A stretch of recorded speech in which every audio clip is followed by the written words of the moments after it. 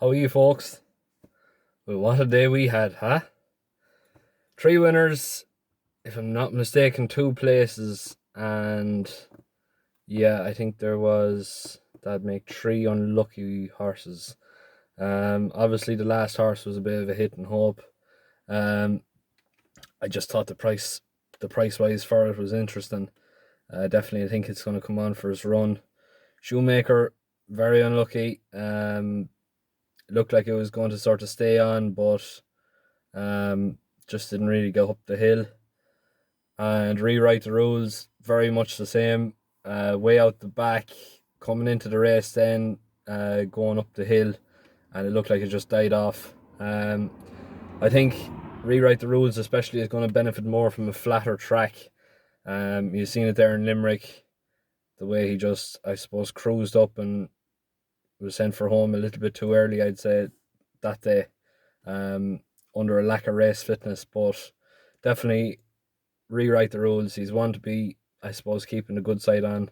Onto the winners then in Golo. Look, at some people are going to say he's a bit lucky because risk factor pecked and landing, but really and truly, Ngolo had him well bet at that stage. He kicked for home, and risk factor just couldn't go with him. Really impressive. Lovely looking grey as well. I think it's going to be a nice. It definitely looks like it's going to be a nice looking chaser. A little bit novice in his jumps, but for a horse that's been off for 2 years, you couldn't really ask for much more. Moving on, then Born by the Sea. Oh my God, we're so unlucky, but credit where credit is due. The horse that came flying, I can't even remember his name now. He was unbelievable coming up that hill. I thought turning in, I suppose, home and hosed, and I just seen this horse coming from absolutely nowhere. Definitely looks to be a nice looking horse. I wouldn't be too quick to let Born by the Sea go just yet. Definitely think there's another race in him, and especially with Galway coming up again in September,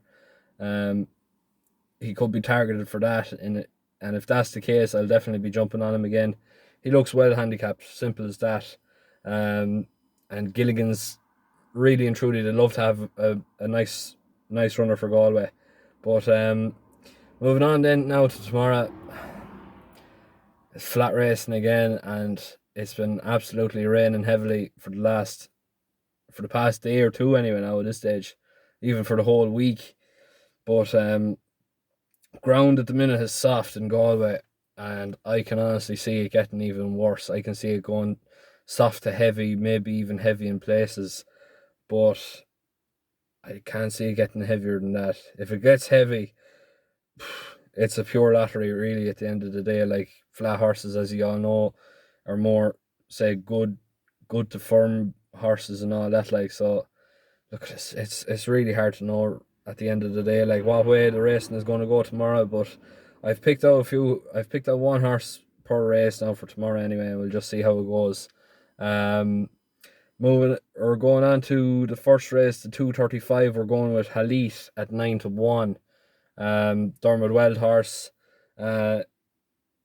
ran a fairly nice debut to come fourth. I think Wembley was in front of him that day, and of course Wembley, if I'm not mistaken, didn't really run out his credit since. But look, at saying that, he's drawn lovely in the back seat, stall number 1. If he breaks well, if he comes on for that race, there's no really reason why this horse shouldn't be thereabouts in the finish. Obviously, he has to really, I suppose, take on the 3 Coolmore horses, and I suppose with their credit as well, like, they are top of the pick, and they are the best in the business at the end of the day. Like, but there's no real value in them, in my opinion. I think a Dermot Weld improver might be the answer now for tomorrow. And a 9-1, look, at he's worth in each way. I wouldn't be going too mad considering it's the flat and considering the ground is going to get a little bit worse. But really and truly, if you're looking for a nice price each way, Halit, I suppose, is probably the best of the outsiders, with all due respect. Obviously, my lad stable mate Bramble Sands is running tomorrow as well. That came fifth in Galway Monday. Um, that one I'd say would possibly like better ground. Definitely has plenty of ability in him. Judging by his 250 to 1 fifth that day. But I just think he wants a bit more solid ground underneath him. Doesn't really look like he appreciates plenty of juice, but we're going with Halit anyway for Dermot Wild at 9 to 1. Moving on then to the 310, we're going with a fairly, I suppose, apt namesake, the Rain King at 2 to 1. This horse has been very, very expensive to follow, but equally, he was an expensive purchase, costing 2.5 or a quarter of a million guineas.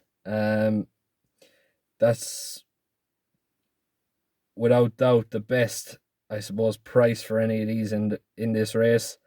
Really and truly, the ground should suit him better than what he's been running on. No Nay Never horses, their progeny, really, really go well on soft to heavy ground. All you have to do is look at the progeny statistics. 60 or 26% have of No Nay Never's progeny have come out and won on soft ground, while a further 16% have gone out and won on heavy ground. If that's the case with the Rain King, really and truly at the end of the day, he's definitely the one to beat in terms of breeding, in terms of price, in terms of everything.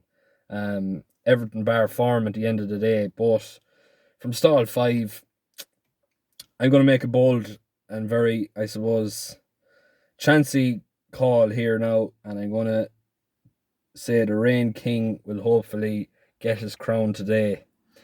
Moving on into the 345, we're taking a very, very big chance here with Aussie Valentine at 25 to 1. This goes very well here. Ado McGuinness had a winner or two over the past week in Galway. His horses are definitely on form. There's no doubt about it, without a shadow of a doubt. The only problem is really on his day, he's a very, very talented, very, I suppose, pacey, clinical horse in the finish, but on another day he could be an absolute nag. Which horse turns up tomorrow, we don't really know, but ground should suit him, trip should suit him. The course is definitely going to suit him because he's won well here before, but his temperament absolutely sucks at the best of times. So I'd be hoping with the help of God he'll come here with a good attitude and a good, I suppose, mentality to go and win his race. And a 25 to 1, that's definitely not something to be snuffed at.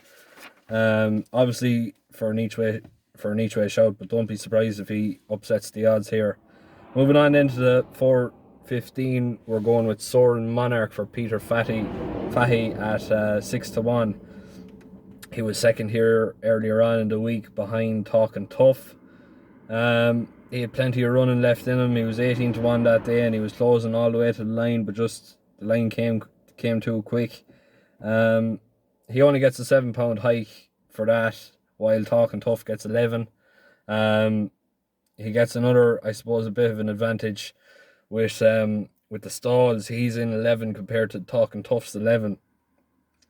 I think really and truly at the end of the day, this horse is best handicapped than most in this race.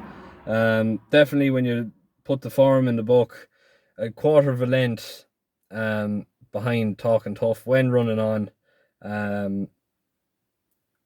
There's £4 in the difference. That should really, I suppose, when you're looking at it that way, it should add up to a victory of about 3.5, 3 3/4 lengths. But I suppose with the ground going tomorrow, we don't really know what the story will be. Kevin Manning on board, very, very well capable jockey. He's been in the game for years. He knows horses inside out and upside down. But look at I'd be expecting this horse to go very, very close, if not absolutely hose up. And look at 6-1 is definitely worth in each way.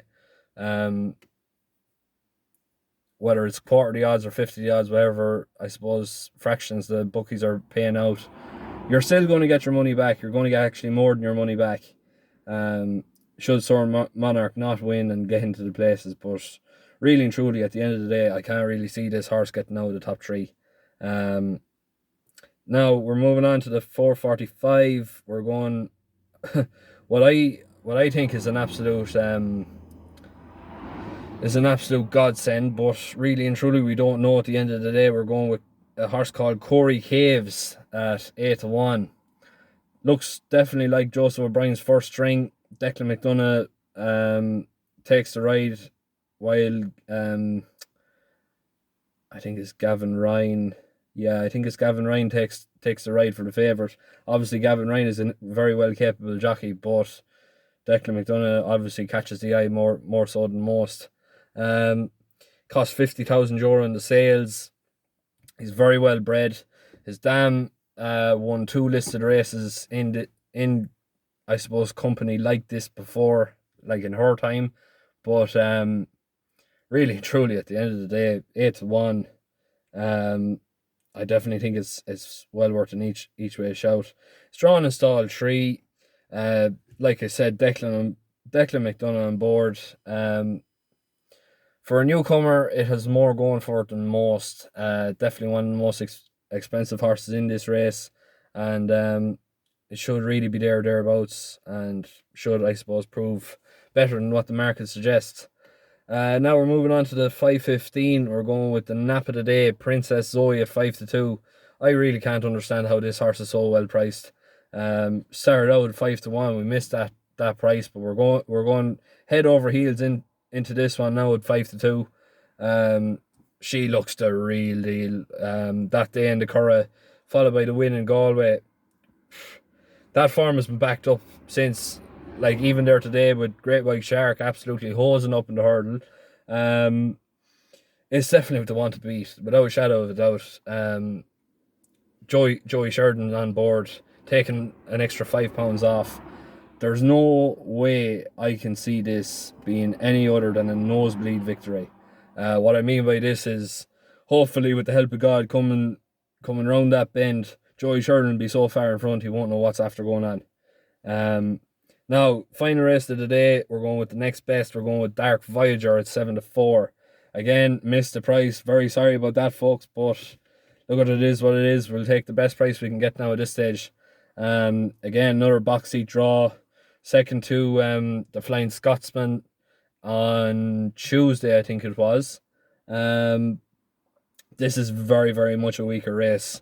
There is very little, I suppose, that's going to come along now and trouble this horse, unless one of the, I suppose, lively outsiders that might I suppose appreciate the ease in the ground and the softer ground and everything else like that. But really and truly, this should be a very, very easy victory for this horse here today, for connections that know how to win in Galway, and for owners that are very well known for their winners in Galway as well. But that's been me, folks. The week's coming to an end here now. I don't know what the story is with videos, say, for tips anymore. I think I'm just going to do the write-ups on my Facebook page. If you haven't already done so, there's a link in a couple of my videos, actually, say, over the past week. But yeah, look, it's definitely looking like it's going to be a very strange day now tomorrow in terms of tipping. I wouldn't be going too mad. If you're going to have a bet at all, obviously for the bigger price horses, go each way, but there's a few horses in here I really can't understand how they're so well priced. But look, at sure, we'll see tomorrow anyway. Hopefully we'll be back again with another absolutely blinding day. Thanks very much. Appreciate you all for doing everything. Oh, actually, before I go, make sure to like, subscribe, follow, whatever you're doing already. Really helps me out at the end of the day. And yeah, look, thanks for listening.